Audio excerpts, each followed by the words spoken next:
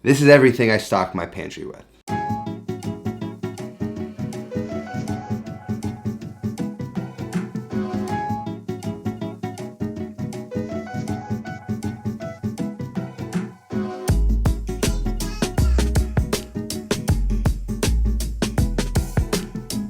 So there's this thing about me, probably rooted in insecurity, but it's this need to feel set up. It's a comforting feeling knowing I have my things ready, and it's the most evident when it comes to my pantry. I'm not alone in the belief that having a well-stocked pantry is the key to cooking easy, quick, and cheap meals any night of the week. Having a stocked pantry allows you to not spend a ton of money every time you go shopping. And personally, I don't believe in one-stop shopping. I believe stock your pantry up really well, and then every day or every other day you stop by, you get a fresh protein and a fresh vegetable or a few vegetables, and then everything is at its peak. Everything in the supermarket sits there forever anyway, especially the fresh stuff. So I believe you get things more often. This one-stop shop creates a lot of waste. A lot of stuff gets lost in your refrigerator. A lot of times you claim you're going to cook and you never do. And it's just money down the drain. It's resources wasted, and we can do better. So what we do is we stock our pantry up real nice. Meals become cheaper throughout the year. I've been doing it this way forever, and it's always evolving. And for me, a pantry is very subjective, right? So an Italian's pantry might be different from a Mexican's pantry. But as an American is a melting pot of flavors. So having a global approach to your pantry helps in cooking that kind of stuff. So this isn't like the way to stock a pantry. This is my way to stock a pantry, and you can take from it what you want. You can scale down the things in your pantry depending on space, because I understand that not everyone has like a huge space allocated to the pantry. I know that if you don't have a lot of this stuff, going out and buying all of it now would be fairly expensive. So it's more of like a build up. You know, this is what you're aiming to stock up with. So maybe it takes you 3, 4, 5, 6 times, as many times as you need to kind of break up the investment. It's worth doing. And as you cook more, you'll know the things you use more, and you can customize this to yourself. And I'm gonna be providing a checklist. So if you wanna keep this method going, you'll be able to keep a stocked pantry real easily. You're not gonna have to do this a lot. Maybe a few things will be 86th every few weeks, and you have to replace them. But doing one big replacement at the start of the year is always something that has proven fruitful for me. So I wanted to share my strategy. Let's just jump right into it. This is everything I stock my pantry with. So this is my pantry. I've got 4 main shelves that I'm working with, and I have this system that is rough. This is an evolving system. It's you have so many shapes and bottles and all of these things. It's really hard to manage a pantry. So I'm trying. This is what I'm doing right now, and it seems to be working pretty well at keeping things in order, because a pantry can go crazy. So first up, I've got my condiments, and I've got my checklist. This is my rough one. Things are in progress. The show is always in flux, you know. So first up, we've got oils. And the things I like to keep on hand are, and I'm gonna even change this, I have a cheap extra virgin olive oil, and then a finishing extra virgin olive oil. So this is an example of a cheap extra virgin olive oil. I also like to get these big containers, because this is like $20, this is like $14, and I get way more out of this thing. And this is actually pretty delicious olive oil. So knowing I use olive oil predominantly, having one of these is a good way to go. And then I like to have a really fruity finishing olive oil. More expensive, something I use a little bit more sparingly. It's more drizzling it on top of pastas and salads and stuff like that. And then for Asian dishes, you gotta have sesame oil. And I'm pretty sure you need to keep this in the refrigerator. So I keep mine there. It's not in with these guys. And then you need a variety of vinegars. I also forgot to mention, you need a high smoke point frying oil. And traditionally I've used canola oil and vegetable oil, but I'm trying to use healthier things going forward. If it means paying a couple more dollars for the better thing, I'm willing to do it. That's how I live my life. I sacrifice spending money on frivolous things so that I can spend more money on things that actually make me happy, such as really good oils and salts and things that are just better. Sunflower oil, safflower oil, avocado oil, grapeseed oil. Seed oils generally do really well. They're good for you and they have really high smoke points. I like having those for frying things at high temperatures. So now we have our vinegars. So I've got all my oils checked off. Now we have our vinegars, and of course the king of all vinegar is balsamic vinegar, and this is the real stuff. This has a little bit of body to it, like you've seen. I also have something like this. This is a looser, more Americanized version of, I guess, balsamic. What you really have to look for is these two symbols. That's a good brand, and this is a good certification of like the DOP. This is kind of guarantees this is real balsamic. And the looser ones sometimes will have that balsamic seal too, that European seal, but it's just made in a different style to please these palates that are used to. But the real stuff, you know, it's not much more expensive than that, and it's a little bit thicker, but it's way better. So try and find yourself that. Aceto Balsamic di Modena is a good one, and you gotta make sure you get that European seal. So I got that. White vinegar. White vinegar is just good to have. It's good for cleaning stuff around the house. It's good for all sorts of things. Sauces, barbecue sauces, good thing to have. Apple cider vinegar, super healthy for you. This has like the mother in it, so this is kind of like a really good brand brag. This is good for barbecue sauces. It's good for vinaigrettes. I like having lots of vinegars because the flavors are very unique. And so they do add different characteristics to different vinaigrettes and salads and all sorts of dishes. And one in particular is sherry. And it's like, if you smell it, it smells very delicious. It's a product of Spain, and it's almost got like a very wine kind of aspect, but with a vinegar hint. So like this is great in sauces. It's great in vinaigrettes. And red wine vinegar. Where's my red wine vinegar? I'm actually out of red wine vinegar, so that's why we have a checklist. I'm not gonna check that off. And then rice wine. Rice wine is good for Asian stuff. So like when we wanna make a quick tartare or stir fry or something, this is key in having. So that's why you have all different varieties. A lot of times you can interchange them, but sometimes for like an Asian, you need to kind of hone in on one. It really does make a difference.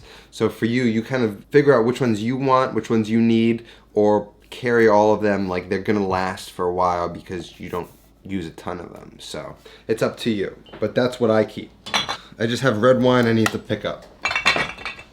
Some additional options in the vinegar world are champagne vinegar, white wine vinegar. All those things are optional. So again, it's part of your kind of search for ingredients that you like using. All of this comes down to you, especially brands. Like, don't look at the brands that I'm showing you. These are what's available to me that I've chosen that I kind of deem are pretty decent. So it might differ depending on where you are. So that's your own kind of thing.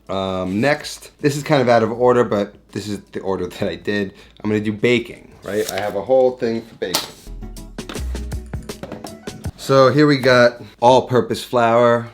I don't keep it in a bag. Keeping things in an airtight container keep bugs out. If you got any sort of critters in your house, this is an extra great precaution to have. All-purpose flour, you got it labeled. You buy a ton of it, you keep it in one of these, you can use it. Although flour is a whole thing we'll get into, and I'm actually gonna start to mill my own. That's another discussion. Got some regular Domino granulated sugar.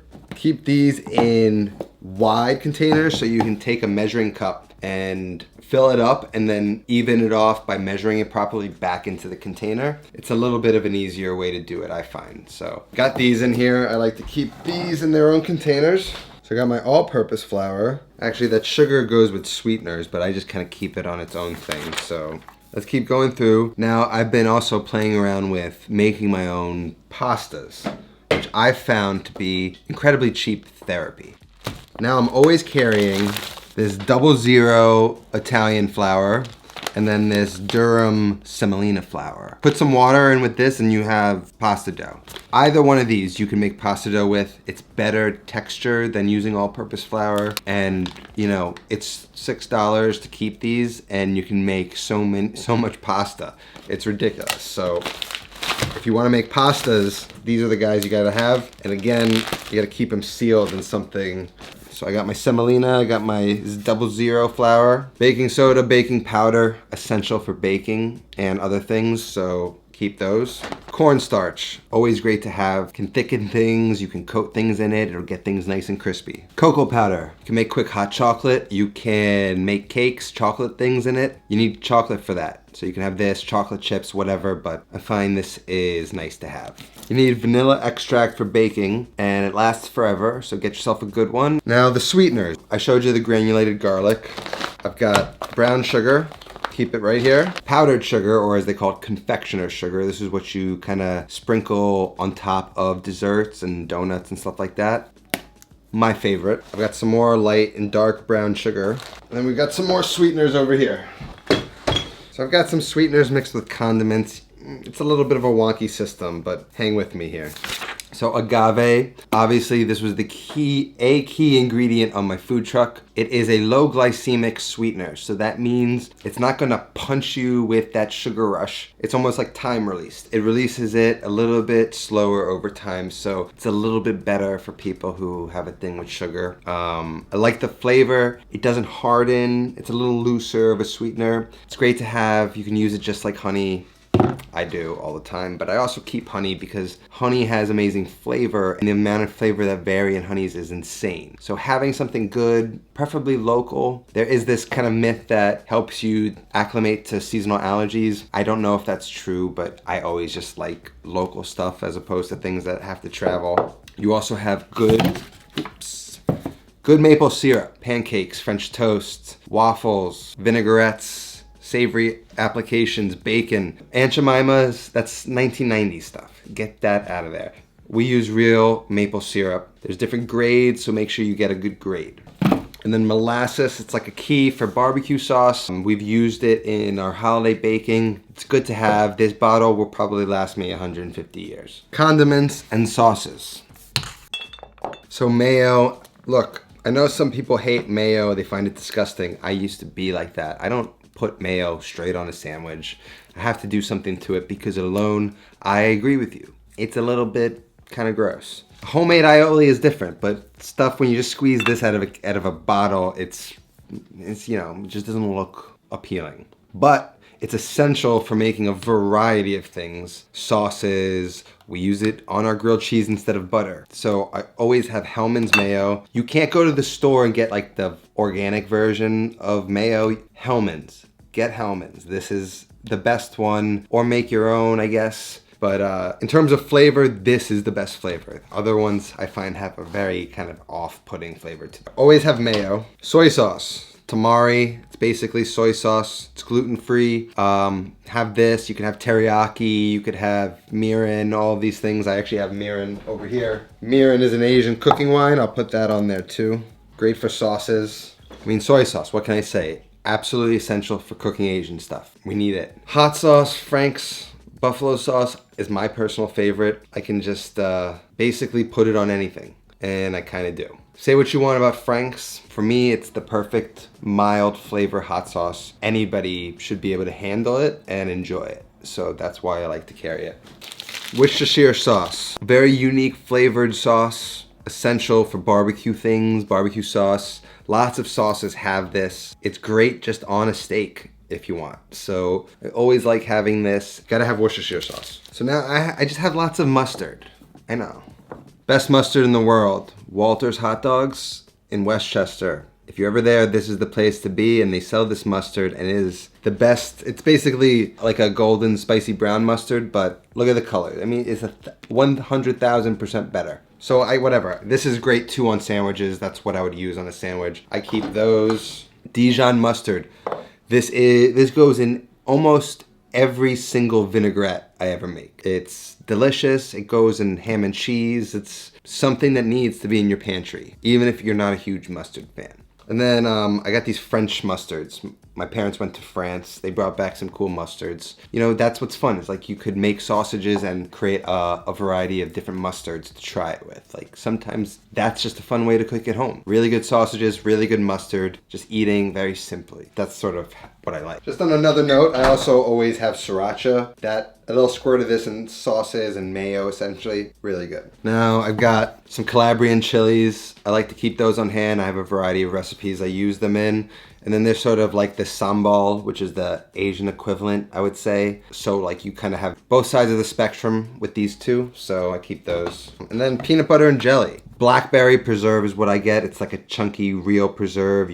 I look at the ingredients. It's blackberries, sugar, cane syrup, cane sugar, and pectin and lemon juice. So I'm happy with this. This goes on my short rib grilled cheese. So I like to have this on hand so I don't have to search for it when I'm running around supermarkets. And then like a good peanut butter. I like a crunchy peanut butter. Things like these allow you to always have something to snack on.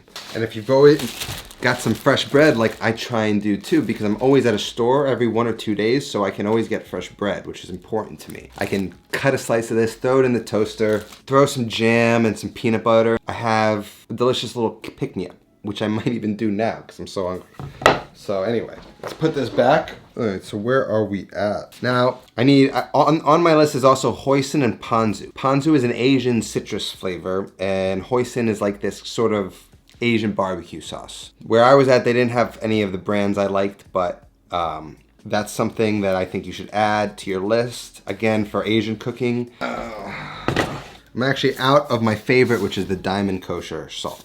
I'm sort of phasing out Morton's salt from my pantry, just kind of paying attention to it more. There's some things in it I don't like, and I'm just enjoying the flavor and cooking with diamond kosher salt, which I need to get, which is on this list. I'm using a lot more Morton's crunchy sea salt, as well as this Celtic salt. So I just kind of have these little ramekins filled with my salts next to the stove so I can make my decisions quickly. And I kind of decide whether I want to use this in the cooking, and maybe I want to season on top with this after, and maybe I want to use the diamond kosher in my pasta water. I just make these decisions. It's sort of up to you, but like I do sort of like having a little playground of salts, if you will. Sesame seeds are also important for Asian cooking, so I like to have those. I've got some Himalayan sea salt too. These things evolve. Like even since I did my salt video a few months ago, my opinion on salts have changed. So things are always in flux, and they should be for you too. Got my black peppercorn, which I probably need to refill my thing. I just want to get set up. I want everything locked and loaded. Whenever I add pepper to my pepper grinder, I feel like the kid loading his Red Ryder BB gun in A Christmas Story. I can't help it. So I have my salts, I got my black peppercorn, and that's about it. I also have my barbecue salt and pepper. So when I do like a brisket or ribs, this is a 50-50 salt and pepper blend. You can see it being done in my brisket video.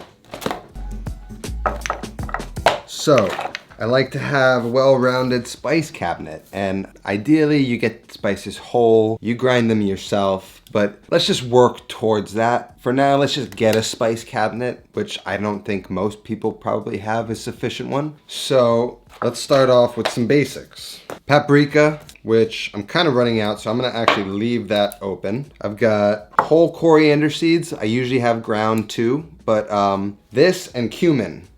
I have ground cumin, so whatever. Cumin, coriander, those are like some of the key Mexican kind of Latin-y flavors I like to use. Chili flavor, stuff like that, outside of like the basic chili powder. These two flavors to me, once I start to taste them, I start to get that, I'm reaching that Mexican sort of taste level. Coriander seed is the seed of a cilantro plant. If you're ever growing cilantro, you could probably make your own. So we got those.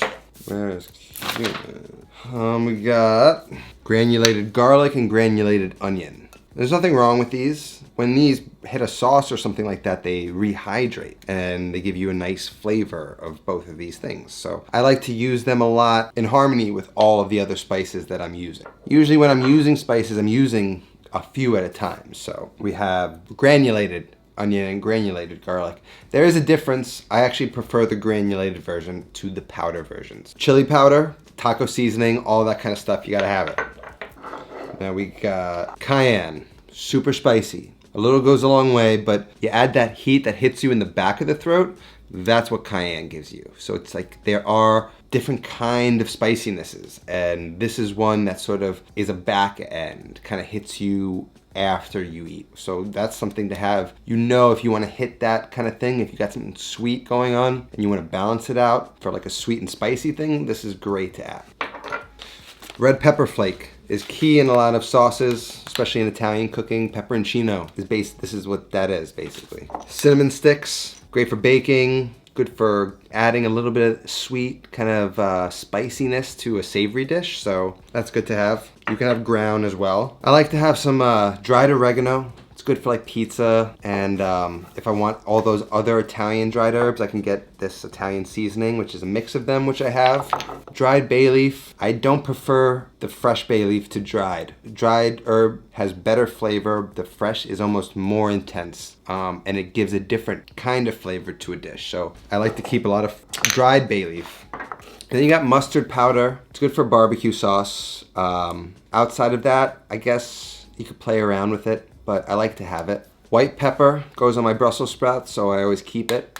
It's nice for adding a peppery note to something without the black pepper aspect to it. And then I have some celery seed, which comes in handy more than you might think. So try and keep it like just a small version of it around. My secret is sumac. Sumac in my barbecue rub, throw it into a lot of things. It's a citrusy spice.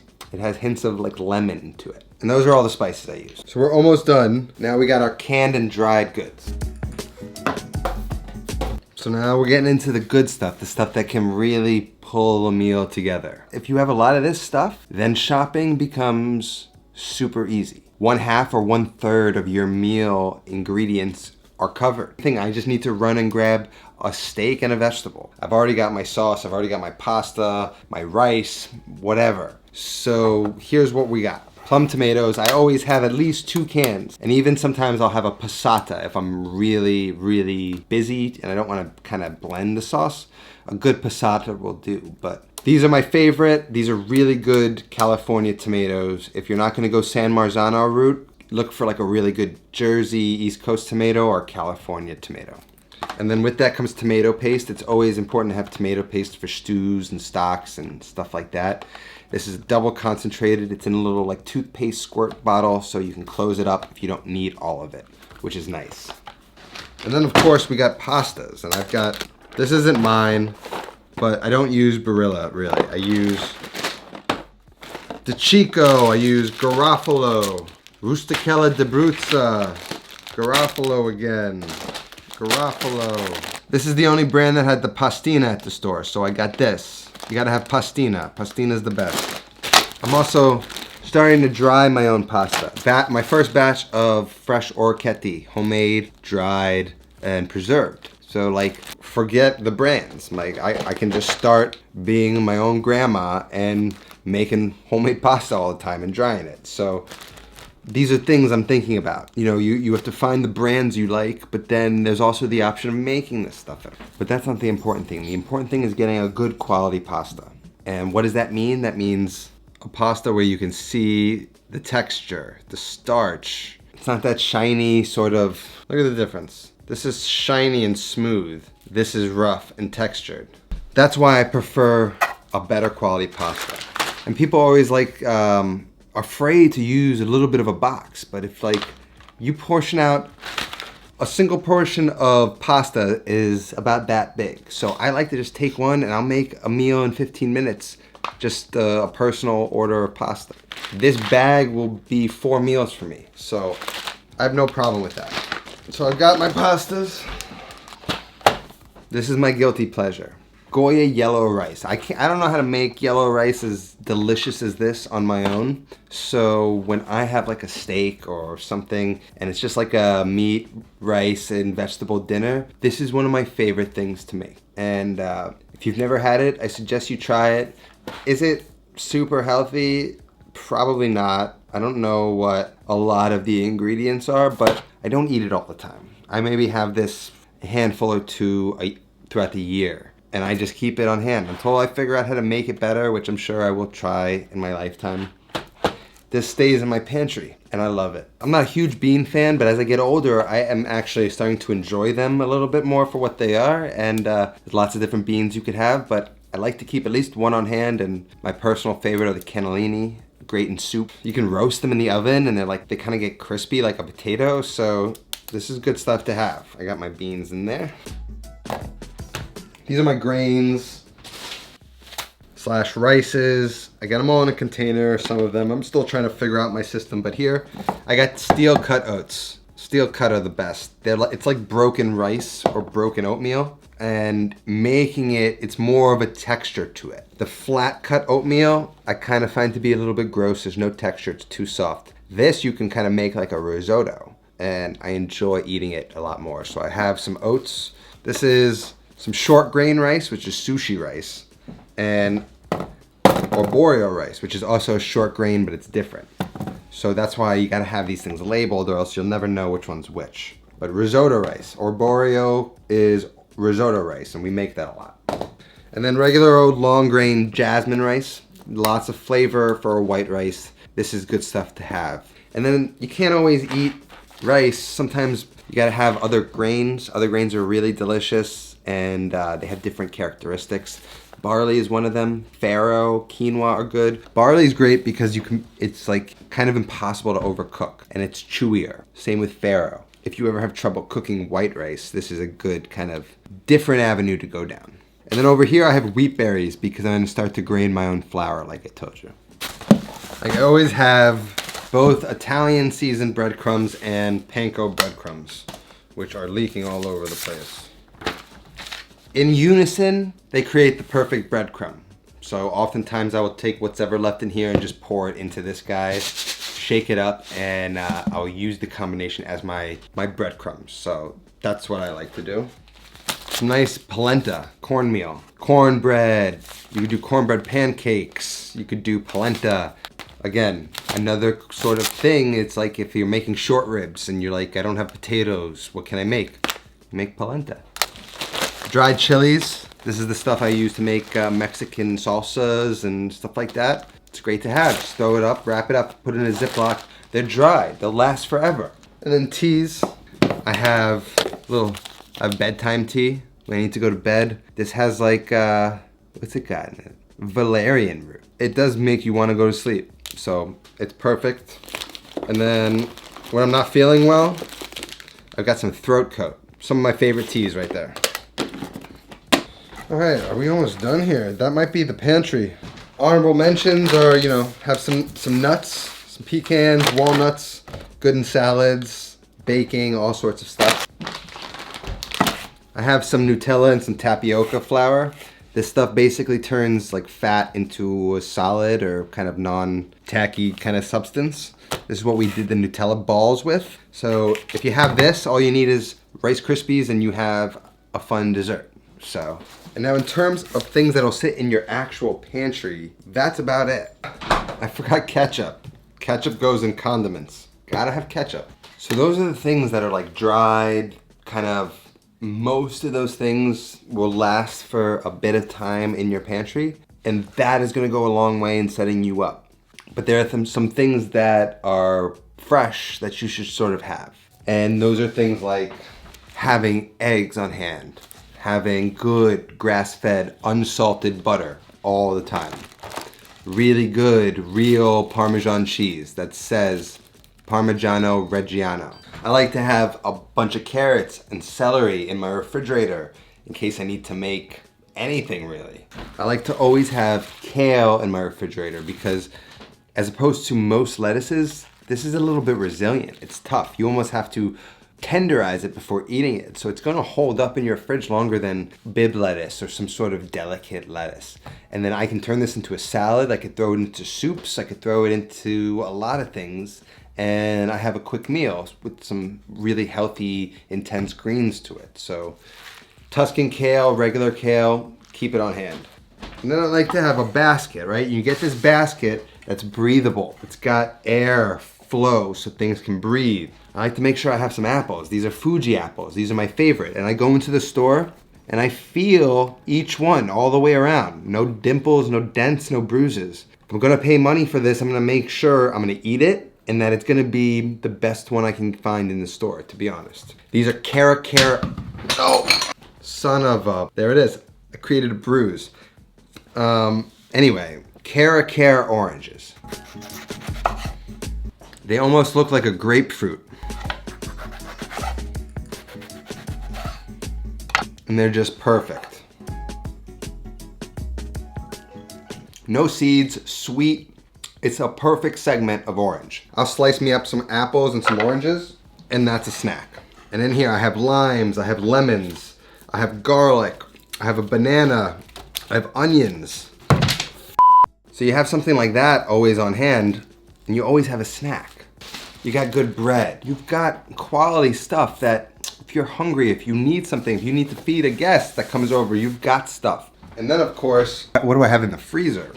This is my last quart of brodo. Brodo is essentially a stock, but instead of just using bones, I used a whole chicken and then beef shanks and bone marrow and meat, both beef and chicken, to create this beautiful stock that you could reduce. You can keep it thin and weak, or reduce it to make it stronger and more potent, or you could reduce it all the way down to make this reduction, and it's like a demi-glaze or a sugo. Having this in your freezer is something we're gonna work on. In New York City, this will cost you $30 right now. So make your own. I've got frozen bolognese sauce, so if I ever need to have a delicious bolognese meal, I reheat this, cook up some pasta, done.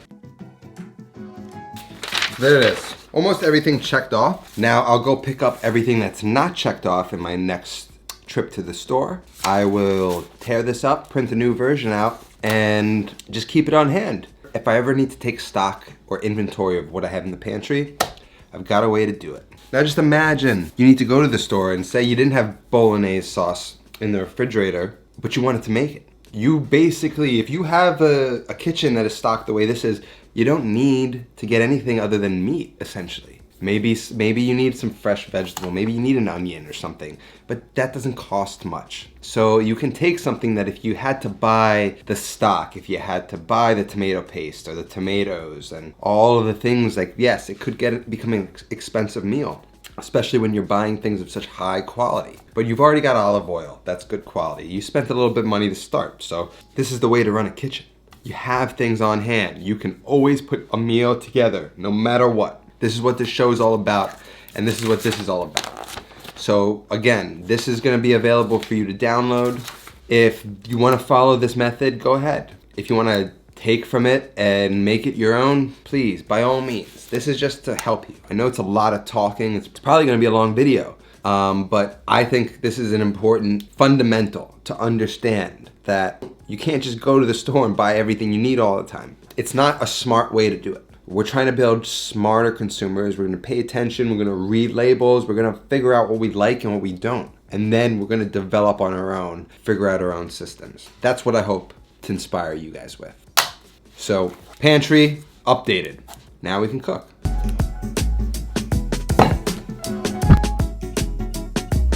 That is sort of like some basic things that we needed to cover. I needed to make that video eventually. Sorry if it's long. I think you needed the whole sweep in one video, so I hope that was really valuable to you guys. You can go down and download this checklist anytime you want. Again, I don't believe in one-stop shopping.